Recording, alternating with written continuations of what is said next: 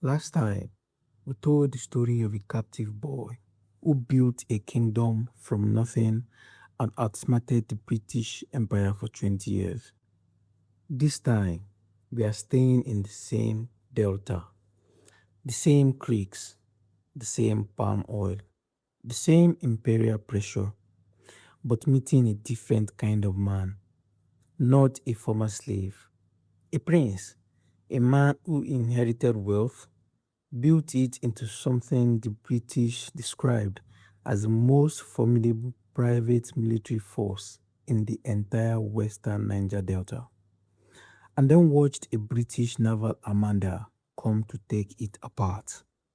This is the story of Nana Olomu of Itsekiri, the merchant prince, the last war chief of the Delta.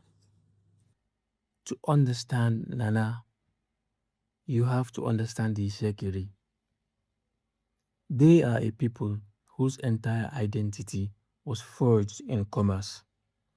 From their kingdom at Wari, founded in 1480 at the confluence of two rivers, they built over centuries the most sophisticated middleman operation in the western Niger Delta. The system worked like this. The Hurobo people inland grew and processed palm oil. European ships sat at the coast wanting to buy it, and the Shekiri sat between them, controlling every creek, every toll point, every line of credit that moved goods from one world to the other. Nobody got past the Shekiri without the Shekiri's permission. By the 1880s, the man who ran this system, the man who sat at the center of the entire Western Delta trading web, was Nana Olomu, fourth holder of a British recognized title called the Governor of the Benin River, son of the richest Itsekiri merchant of the previous generation, and a builder deep in a creek near the Benin River, a private fortress called Eborime. Ibrahimi was not just a home, it was a statement. Nana chose the site carefully, accessible by water, but only if he knew the creeks.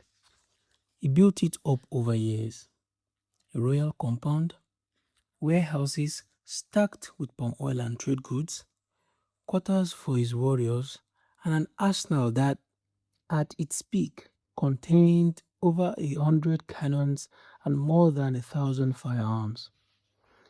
He commanded approximately 20,000 fighting men and a fleet of war canoes that patrolled the waterways like a private navy. British officials who visited described it as the most impressive private military establishment they had encountered anywhere in the Niger Delta. And here is what makes Ibrahimi remarkable. Nana built those defenses during the period when the British were technically his allies.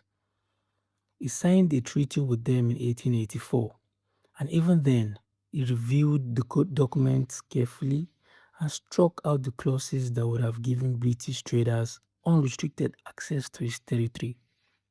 He could see what was coming, he just could not stop it. In 1884 and 1885, European powers sat down in Berlin and divided Africa among themselves. Nigeria went to Britain, and not a single African ruler was consulted. For Nana, the consequences arrived gradually and then all at once. After Berlin, the British established the Niger Coast Protectorate, a formal colonial government, and began doing exactly what Nana had feared, signing direct trading treaties with the Urhobo people inland, bypassing the Itsekiri middlemen entirely. In 1892 and 1893, British agents went directly to Urhobo communities along the River Ethiopia, communities that had traded exclusively through Nana's network for generations, and offered them direct commercial relationship with European farms. No Itsekiri toll, No Itsekiri credit and no Itsekiri permission required at all. Nana responded the only way he knew how. He sent forces to enforce the arrangement that had governed those waterways for as long as anyone could remember. The British called it terrorism. They accused him of dispute trading, of brutalizing the Urobo, of slave trafficking, and of human sacrifice. Not one of these charges was supported by credible evidence. The British consul's own dispatches read carefully and revealed what Nana's crime actually was. It was simply that he was too powerful, too commercially independent, and too difficult to bypass. His wealth itself was the offense. In July 1894, the British made their move. They proclaimed a ban on war canoes on the Benin River, a proclamation aimed squarely at Nana's fleet. And when he failed to present himself at a series of consular meetings, they prepared an expedition. What they assembled was extraordinary. Multiple gunboats, armed launches, a contingent of Royal Marines, Maxim machine guns, virtually the entire British naval force stationed in West Africa at that time. They also had, critically, a local collaborator, Togo, a rival Itsekiri chief who hated Nana enough to guide the British through the Creek system and show them the routes to Ibrahimi. Even with all of this, it was not easy. Nana fought them for months. He used his knowledge of the waterways, every hidden channel, every concealed approach to harry the British advance and turn what they expected to be a quick punitive action into the most difficult and costly military expedition they had undertaken anywhere in the Niger Delta.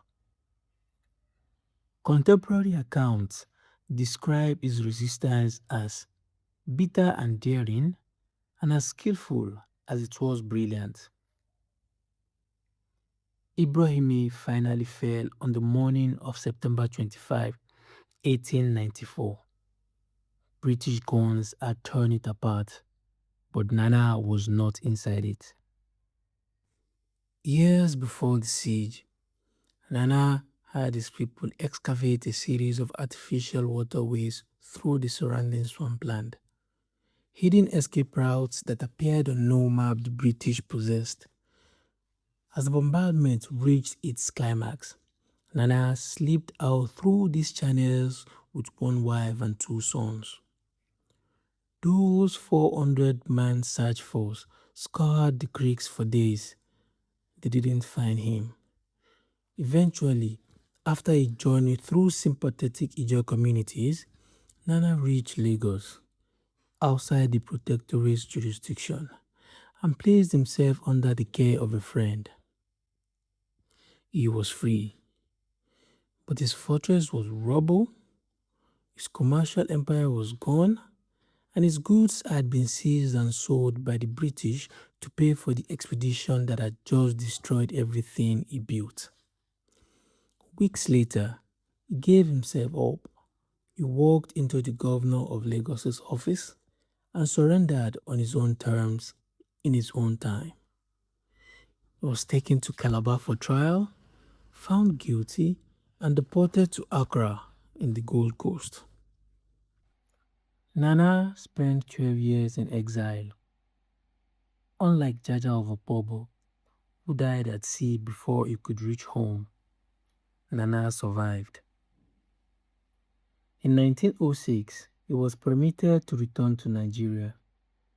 He came back to Koko, his family's original home on the Benin River. And between 1907 and 1910, he built a new palace there. Not the fortress Ibrahimi had been, but a dignified house, a statement in timber and plaster that the man the British had deported had come back and intended to be taken seriously. He lived quietly, trading on a modest scale for the remaining decades of his life. His goods were never restored, his commercial empire was never rebuilt. The governorship of the Benin River, the institution that had given its authority its former shape, was abolished after his capture and never reconstituted. On July 3, 1916, Nana Olomu died at Koko, in his own house, in his own land, among his own people. Today, his place in Koko is preserved as the Nana Living History Museum, Nigerians' answer, some say, to the Mandela House in South Africa. His dining room is maintained as it was. The dishes he used to receive guests are still laid out. Objects seized from Ibrahimi in 1894, an ivory trophy, 2 flags and a boat gun, sit in the National Maritime Museum in London. Their return, like that of the Benin bronzes, is still being negotiated. The man who sold him out, Doro, was rewarded by the British with the commercial influence and political power he could never have obtained while Nana stood. It is worth naming that plainly, colonial conquest in the Niger Delta worked not only through gunboats, but through the careful exploitation of local rivalries. That pattern repeated itself again and again across Nigeria for the next 2 decades.